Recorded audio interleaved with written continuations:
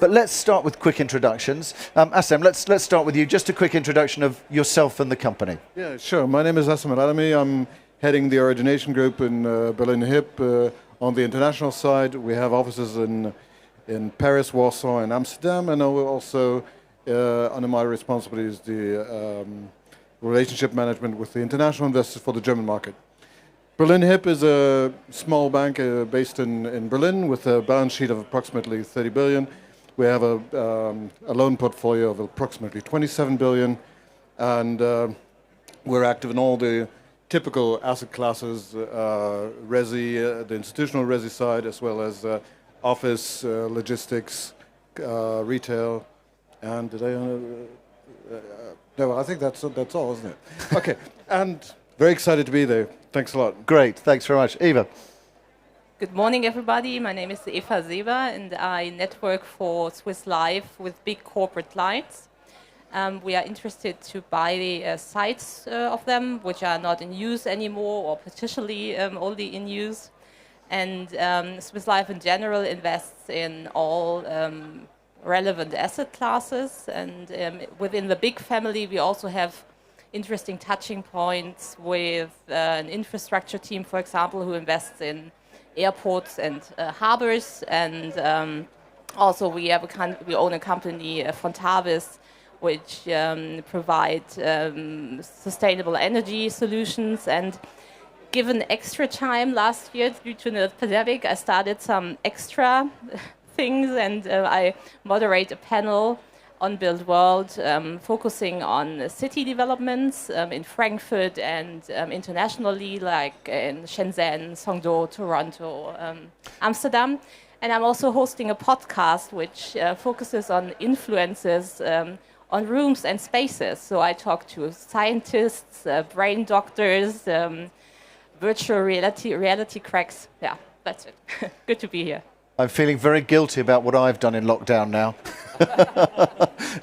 Andreas, over to you. Good morning, everybody. Andreas Stegman. I'm responsible for the commercial international investments at Core Estate Group, which is a pan-European investment manager headquartered in Frankfurt. We manage about 27 billion of assets, mainly in the commercial and residential space. And in the residential space, also micro-living, where we are also one of the key operators throughout Europe. And our main markets, apart from Germany, are France, Benelux, and Spain. As for myself, been in the investment business for over 15 years now. Have been living and working in North America and in Europe. And I really enjoy what I do. Perfect. Jake. Hello there, good morning. So my name is Jake Jeffcott. I'm the Chief Development Officer at Tonse Reif in Luxembourg. This is a company group which has a few different hats. Today the panel is about the future of office. So I'm here to represent one of our key legs, which is Olivia Business Center, which is in Gdansk, Danzig, for the German market. This is a huge project. This is 220,000 square meters. It's a campus. We have AA class buildings. We have the best global rated WELL certification. We have key tenants like Amazon, who has the home of Alexa in one of our offices. We have Nike, we have ThyssenKrupp, we have Bayer. Huge global companies. We have our own co-working, which was done way, way, way before WeWork, and financially much more successful. And we have a construction company, 3,000 employees, 7 factories called Pekabex, which is just around the corner.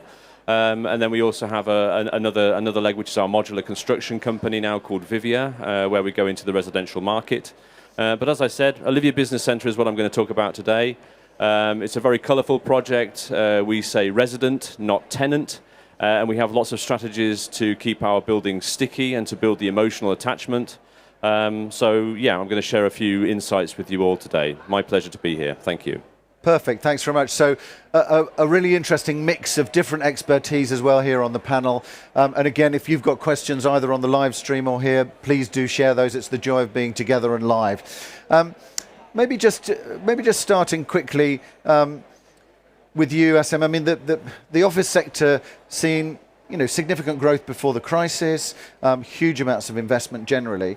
But I suppose the health crisis, potentially, there was a lot of discussion about whether people would go back to the office, and that was a constantly moving thing, really, during the health crisis. So I suppose, where do you see this now, and particularly looking at work and how that influences, I suppose, your views as a financer on some of these areas like office? So I suppose you're asking me if I see more risk in office these days. Well, I strongly believe in the city and in the power of business districts, but I also say that apart from some percentage of the workforce now are keen to do work from home, which will impact the markets, but I personally don't believe that it will really replace the office. The office will still be, and the business districts will still be, the sort of the center of gravity for networking, for identity, for prestige. I don't believe that this is going to change. Of course, Germany has in particular learned in the COVID crisis about what it means to reduce your desk ratio from 1.0 to, let's say, 0.6 or something like that. That's where other countries, as the Netherlands or France, have been way before COVID crisis. So that's part of the movement, and we also see that sort of hybrid systems where we have the liberty to be at home for 1 or 2 days a week can be appealing. But the office at itself is still, and I insist on that for Berlin Hip, that's true, but also when I talk to clients of ours, the office is the place where you get together, you collaborate, you have, again, a sort of feeling of identity, and it motivates. So you cannot replace it. Do I see office still as one of our sort of core activities? Yes, office is still a huge part of our portfolio, and it will remain that way. Will the cities and the business districts will have to evolve? Yes, maybe they will have to get more attractive as well as the office assets themselves. We have to make it more worthwhile, make it a little bit more diverse. Yes, and that's the challenge we're facing at the moment, in my opinion.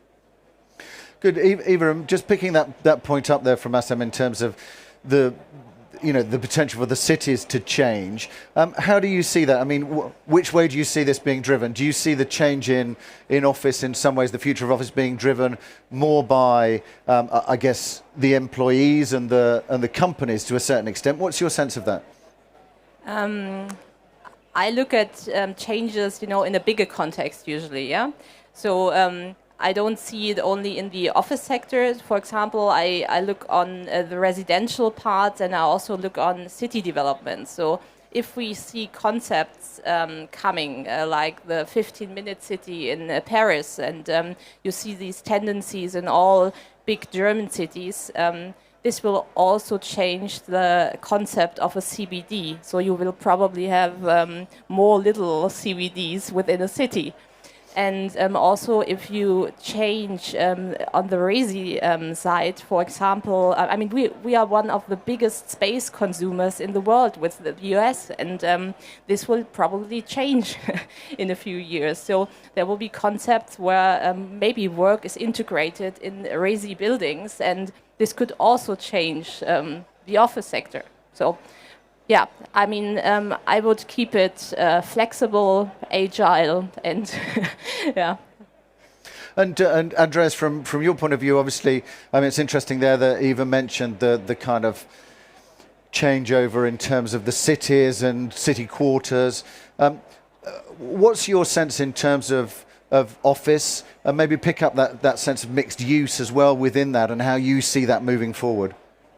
We certainly think that this will be a major point to look at in the future. I mean, in the past, we simply had offices and we went to the office 5 days a week. But now, through COVID, we've basically seen that there is a differentiation between work we can do individually, we can do it at home, and the stuff where we really need to exchange, to work in teams, to actually be communicating. And this has, of course, big impact on what's happening in the office itself, right? So on an asset level. But also it means that our tenants today are having completely different and much bigger expectations in terms of what the buildings, and not only the buildings, but the services you provide therein, have to provide to you as a user. It's not just enough to put a box there anymore. You actually have to make it a place that people want to go to.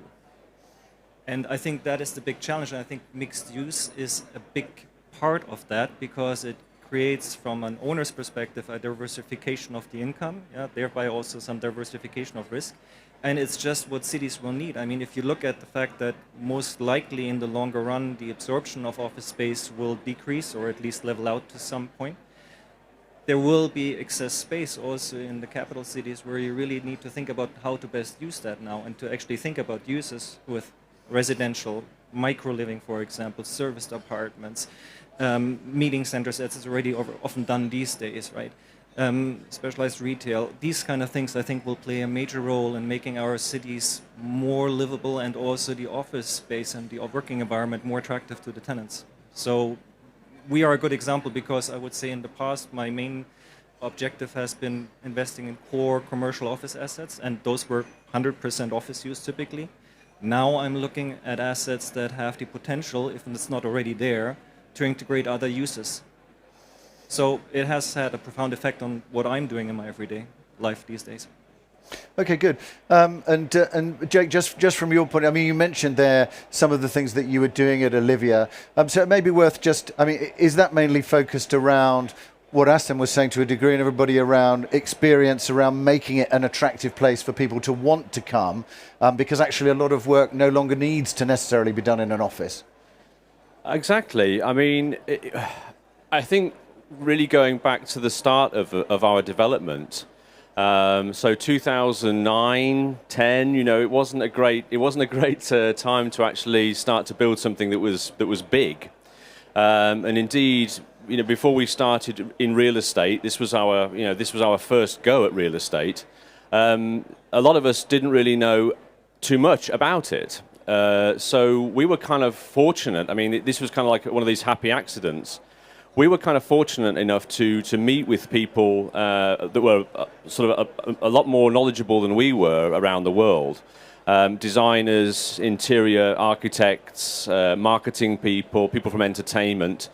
And they gave us a great piece of advice. So now, of course, this is commonplace. And because of COVID, you see a lot of developers which are kind of scrambling backward to kind of reinvent their developments into something which is more sexy or more colorful.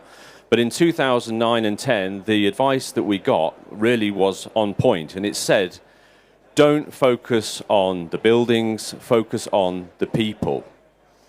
And that was just, you know, like a light bulb went off in our head. And we were just like, well, if we're going to deliver a building, okay, let's try and find ways now to make it sticky and to make it an emotional concept. And of course, like I said, I mean, now you have Pizza Fridays and free beer and, you know, women-only co-working and all of those things. But we started those things in 2011 when we delivered the first building. So it was really revolutionary.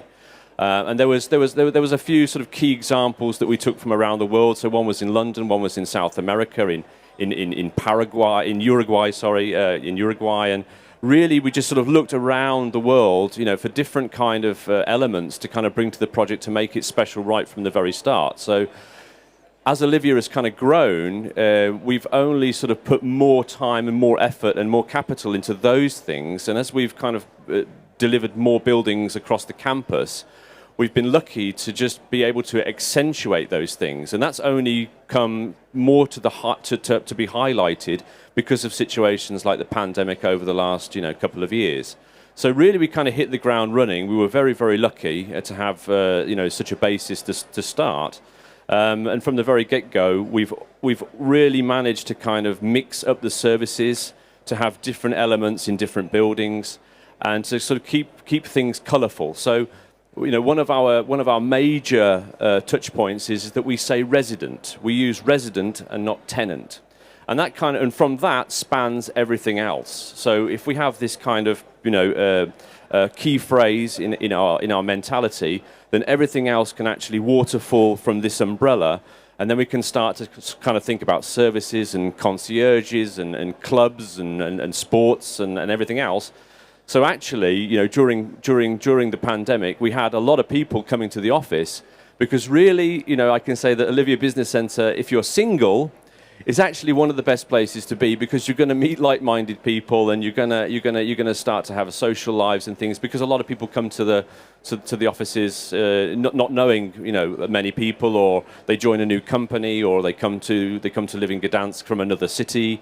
And so, this has a kind of real social aspect to it, and that's kind of what benefited us greatly through this transition. Maybe you should add a dating platform, I don't know, to your business model. And I like to, I like to add something, and like to bring it a step further, and to share something I really fascinated with.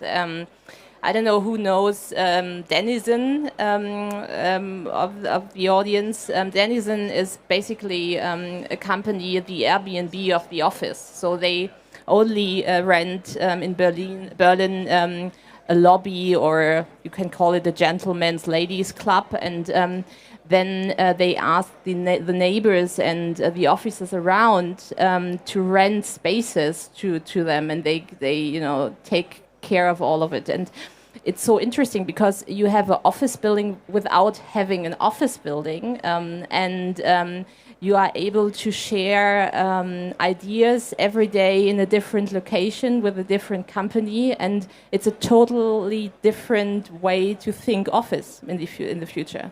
And I really like that, and it's very successful. Yeah. And do you think? I mean, interesting to come to you, Andreas, on that. Do you think that there's been these kind of fundamental change in terms of expectations? I mean, it also reminds me somewhat that after 9/11, everybody said there would be no more high-rise offices. After the financial crisis, or before the financial crisis, everybody said the tie was dead. There would never be another tie seen again. And then ties all came back after the financial crisis. So do you think a lot of these trends are actually here to stay? So, I mean, what's your sense of that? I mean, because you're obviously planning these city quarters and those kinds of things, so you've got to look at demand much further forward.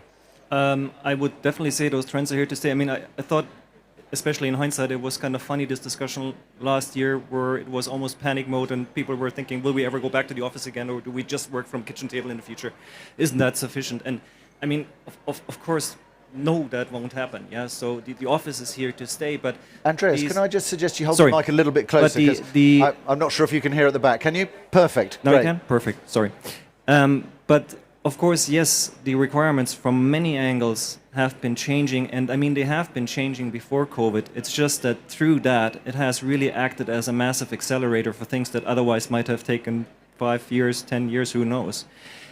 So I don't think anything that we're seeing in this market segment today is fundamentally new in that respect, but it's just sped up significantly, and it's now coming to the forefront. And of course, also the fact that you now have EU taxonomy, that also puts another point on it where you have to look at it from the sustainability and ESG angle as well. So it's just a perfect storm now.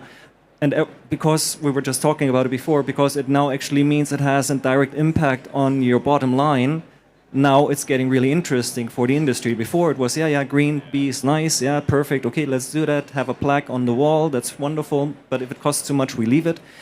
Now it's different, right? Because actually, if you don't do it, you're risking having stranded assets going forward. And this whole city quarters concept, so we actually have a product that's specifically focusing on city quarter developments, basically, so either single assets or entire quarters that are able to sort of refine and reposition an entire area. Those are in themselves, mixed-use concepts that try to integrate all of these elements.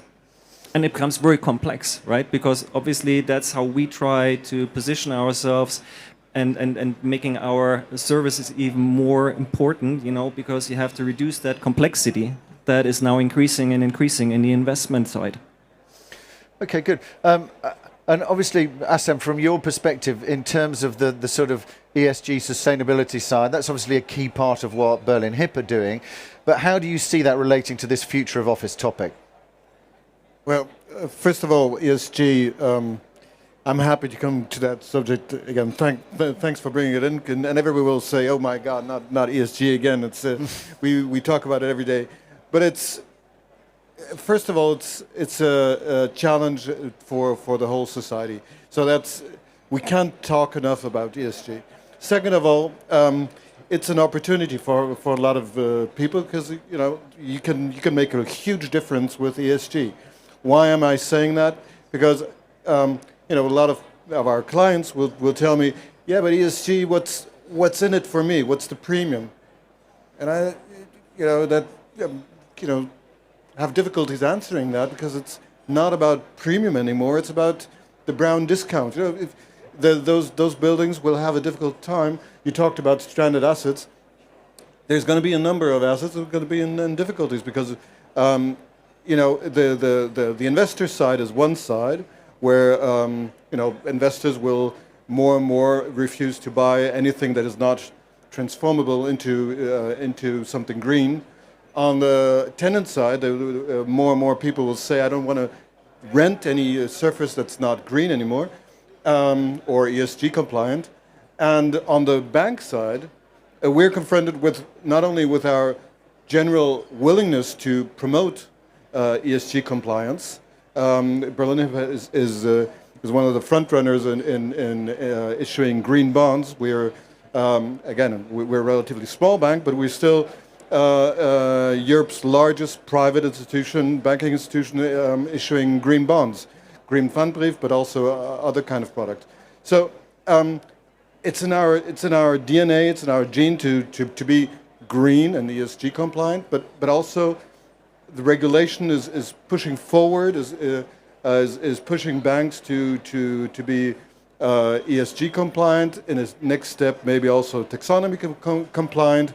And we are in introducing, for example, an ESG scoring model on our clients. We are preparing the path towards something that will simply penalize non-compliant products. It's not about only green. It's obviously about E, S, and G, and all of this will become an increasing pressure on the investor side, on the developer side, and my guess would be the pressure will be increasing in an exponential curve, because the nearer we get to 2050, the more pressure we have to develop on that side, and the more we will talk about discounts on brown buildings, stranded buildings. But also, let's not be too catastrophical about it, also the technology will make progress, and we'll see that some of the buildings that we might assess as stranded in a couple of years will be transformable into something decent, and there will be solutions for that. Maybe just to give a very practical example of what you're just saying. So what we are doing now on new investments, we are doing an energy analysis. We just plot that against the EU regulations, and we just show two lines intersecting at a certain point in the future when the building will, in most cases, not be compliant anymore. That tends to be a very, very, very convincing A4 sheet. And with that, then we also give examples of measures we see today that could be taken in order to push that further out, or just eliminate those two lines meeting, and what the approximate costs would be. That's how you actually make this tangible, and that's how you bring that from just talking about it, which we've done for decades somehow, to actually doing something concrete, because it means at this point in time you're likely not to have a competitive asset anymore. And coming at that from the sort of residents' demand, not the tenants' demand, but the residents' demand, Jake, what does that mean in practical terms? Aside from obviously the very successful dating aspect of it, what does that mean? Because obviously social impact, wellness have been things that have become much, much bigger topics, much more relevant topics over the last 12 to 18 months. Well, it's something which was forecast, way before pandemic for us. We wanted to build, a destination, so to really sort of detract, quite a lot from just having an office facility. We wanted to invite the public in to the space, and we, put a lot of capital behind those actions to make sure that there was a reason for the public to actually visit us. So, we have event spaces and restaurants on the ground floor, but also restaurants on the top of our buildings. And we've just delivered a new winter garden. So, there are 3,000 plants from all over the world, and the public can come in and enjoy this space. But also there is a dedicated times for our residents to enjoy it, for quiet working. We have many different spaces now which are really catering for this wellness aspect. So again, it's really been at the forefront of our strategy from day one. But the newer buildings are much more in line with all of those complexities which are now, at the forefront of the thinking of the commercial market. Alongside, a lot of the technology that we had to implement. Of course, I can wax lyrical about how amazing Olivia Business Centre is, all day. That's one of my jobs.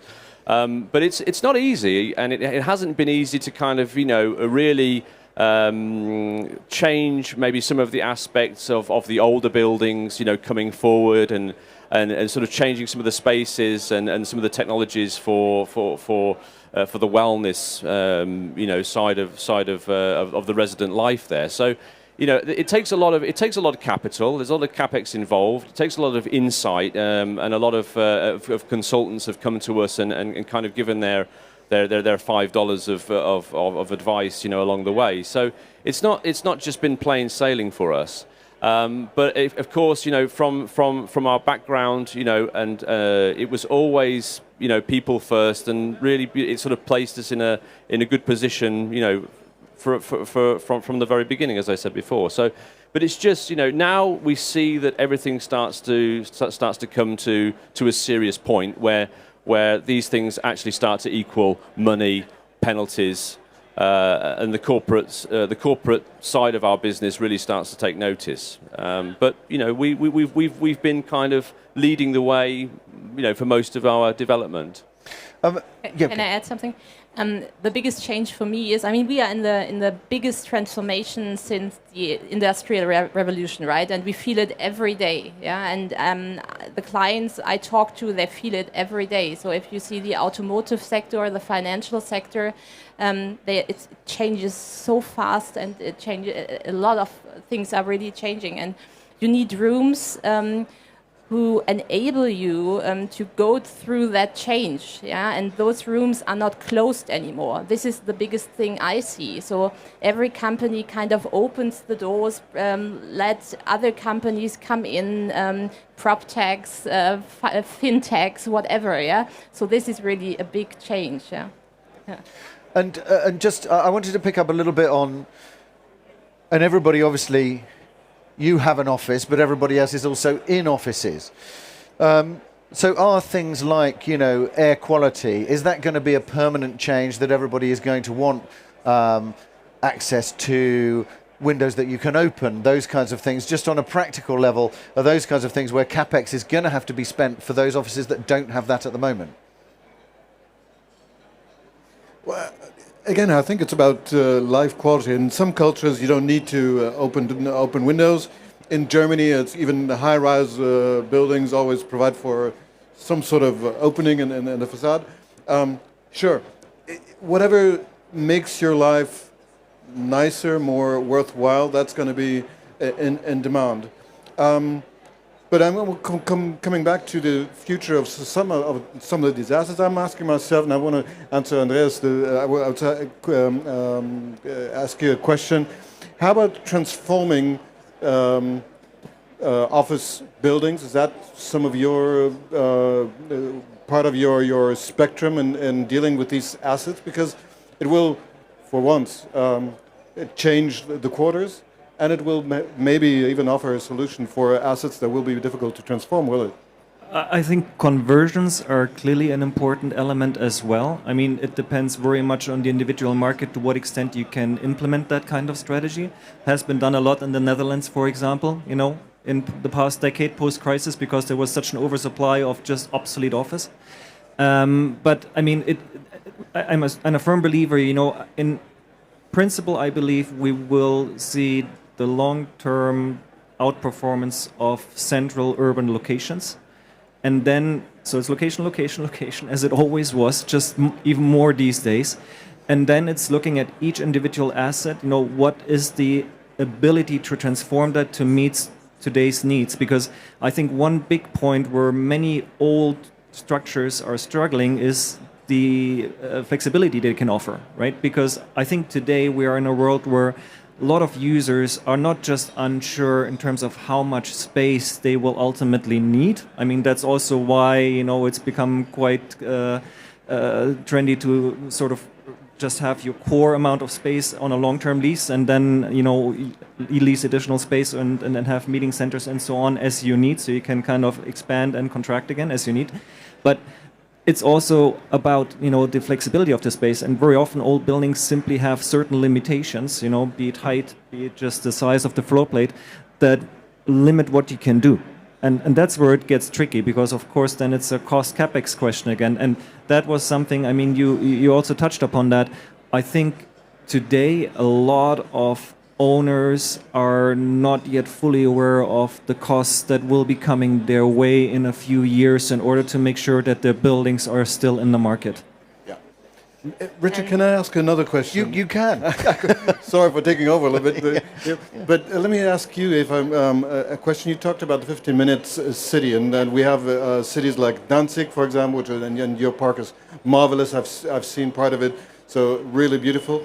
But if we talk about big cities, is 15-minute city really a terminology which is honest, or is that a little bit more hypocritical, and it serves a few, the rich and the beautiful, and the 500 million, the French RATP reported 500 million trips, suburban trips every year.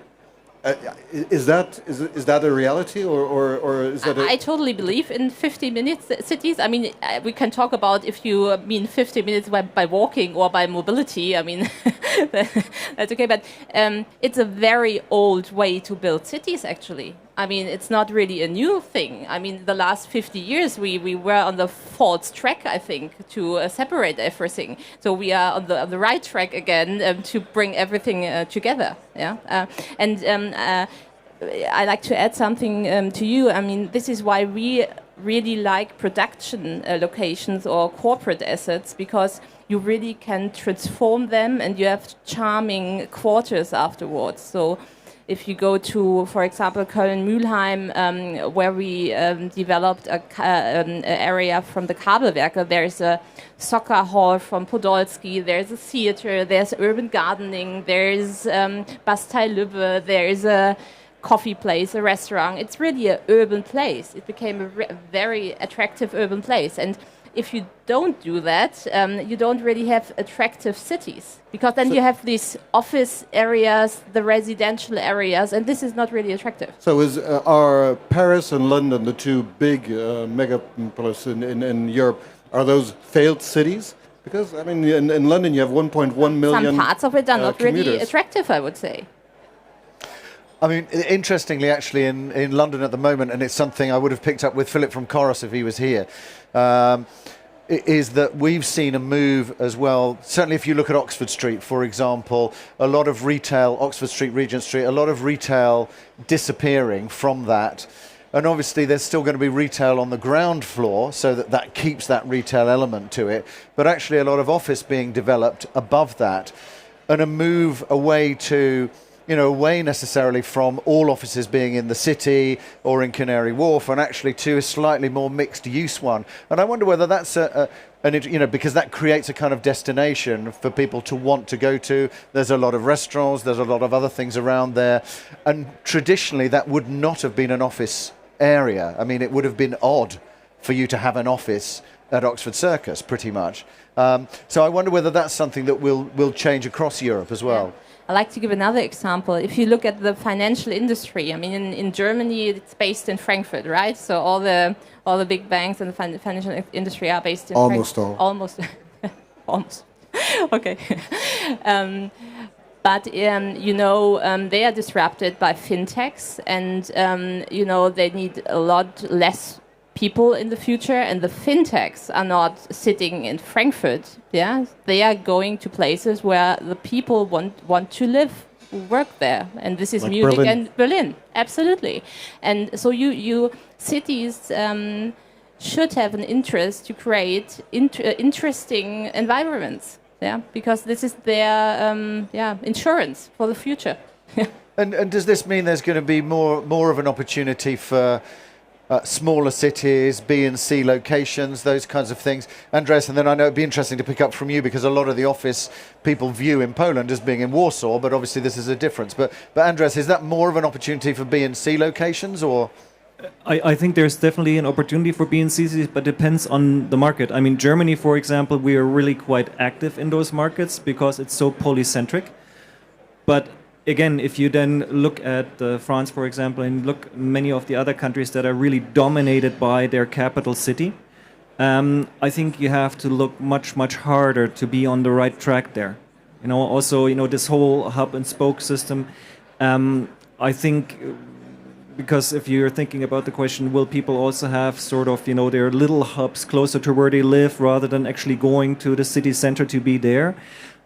I think that, in my view, would only apply to the really big centers, Paris, London, and the like, where the commute might still really be so much that it makes sense to have a sub-center somewhere.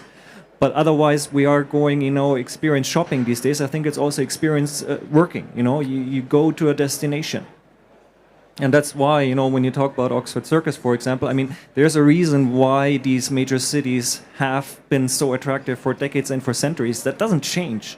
It just, there's transformation happening, another big wave of transformation now. But that doesn't mean that those cities lose their attractiveness, I don't think, at all. I mean, a horrible thing to talk about is money.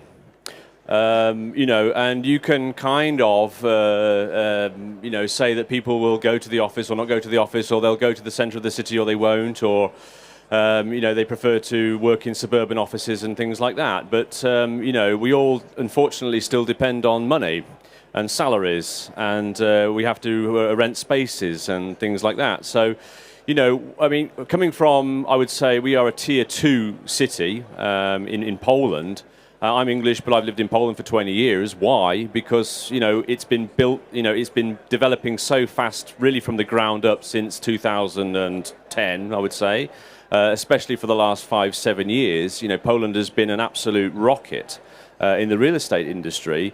And because we've actually come from relatively nothing, I mean, Poland had a very, sort of quiet period, sort of behind the curtain, for a long while. But since then, there's such a hunger for this new style of development, and because everything is new, they've been very good at capitalizing on this life between buildings concept. There's a book actually called, I can't remember the author, but it's called Life Between Buildings. And this is something that we really studied. And any developer or any sort of city planner, this is, I think, the first book to look at in the library. And this really just describes, it's not that complicated to do, but you just have to sort of mix it up a little bit, as we've talked about, and put things, on the ground floors, easily accessible for people to actually, enjoy. It's not always easy. When you've got an office development, which is maybe outside of the core centre of the downtown, because you have to convince the potential renter of that space, the potential resident, that you're going to have enough footfall for them to actually make business from it. If it's a cafe or if it's a salon for, I don't know, watches or whatever, they have to understand it. So there is that kind of push and pull to convince people that if you're not in the core downtown, this is going to work for them. The cafe, they're going to have a captive audience of how many people are going to come in and buy a coffee. So there is this kind of unknown quantity still. But Poland has been really, really good. All of the new in actually developing projects where all of the new stock per se has really included something for everybody. And that's like a key element, I think, of city planning, is that it has to sort of serve a purpose of a wider audience. And I mean, what I like to say or to add is we are talking about the nearer future, right now. I mean, I understand that because it's interesting how to invest in the next years. But if you look really in the far future, 30 years, 40 years in the future, and you think how knowledge work will develop, and for example, I don't believe in a 40-hour week in the future, or I don't believe in one job in the future. We probably have more jobs or project-based jobs. Maybe we work for several companies in the future, and we are paid totally different. And maybe we have work nomads around the world. But yeah, I mean, maybe fancy, but this will change the office world totally. Yeah. So the change of the knowledge work. Yeah. Andreas, you wanted to pick that up just first. Yeah, just something to add on your question on B and C locations, because I think that's also the big elephant in the room that many don't really have on the agenda yet. I mean, I just recently saw there is a study by McKinsey that predicts that by 2030, up to 14% of total jobs, total global workforce, may be digitalized.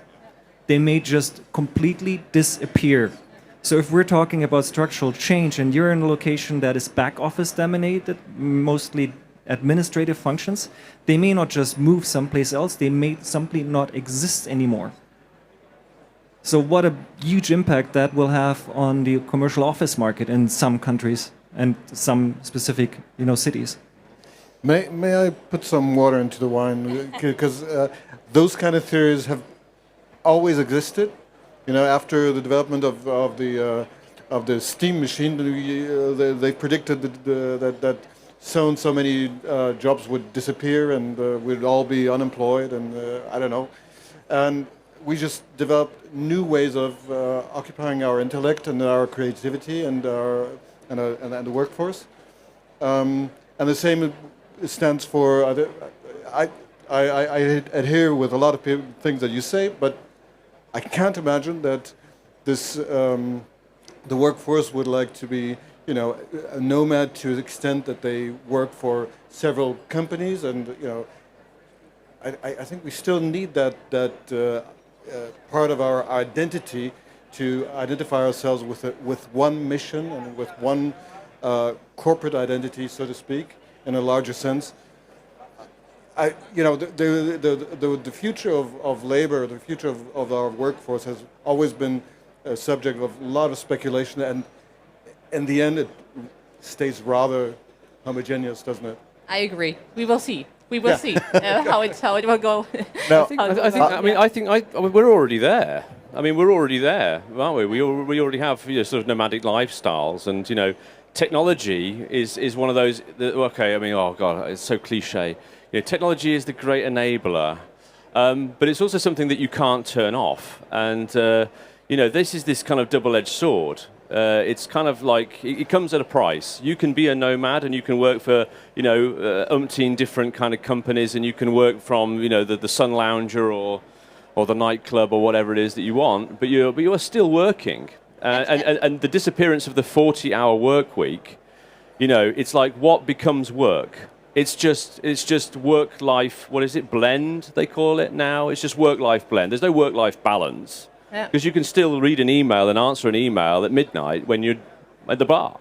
Yeah. So it's good and it's bad. Yeah, but that's what's happening now. That's what I do. I think we will see a lot of varieties. Okay, it's not black and white, and not it's a lot of varieties in the future, and we will have to handle them, which is you said probably complicated or yeah. Now, there's about 2 minutes left, which means that gives you 30 seconds each to say, and the culmination of this, I'll be interested to see in terms of the opportunities, whether where we see the future of us changing actually changes where we see the opportunities. So going forward, where are the opportunities for everybody here and everybody on the live stream? Where do you see that? Has that changed? Let's start with you. 30 seconds, Assem. 30 seconds. Well, my favorite, ESG is an opportunity, very clearly. And everybody can make a difference on that field. And for the cities, mixed use is an opportunity to give a new dynamics into the downtown areas. Perfect. Eva. Yeah, the big transformation gives us a lot of opportunities. There are a lot on the street. I also like to hit one thing we didn't talk about, which is virtual reality, which comes to our real life very fast. We will see that, and this is also something which lies there, and we will see interesting business models with it. Okay, great. Andreas. Fully agree with both of you, and I think the challenge will be to really properly implement what we're talking about here. Because bringing it together and reducing that complexity to get the best product and the best experience for the residents, out of this whole massive change is happening, I think that will be key. Great. Jake. And I think, as horrible as it was, and I think as it still is with this pandemic situation, I think that there is, dare I say it, an opportunity because of the shift towards a more understanding and more emotional world that we live in, especially for the corporate direction. And I think that if we can actually really kind of harness our strategies to kind of implement things and to kind of really take care of one another and to kind of really to be honest in our business practices and to really focus on the emotional side, the wellness side, the well-being and the sort of the health of people nowadays, I think that really creates some kind of interesting spaces to really work with. Thank you very much for joining us. Thank you, the panel. And if you could join me in thanking the panel, that would be great. Thank you, guys.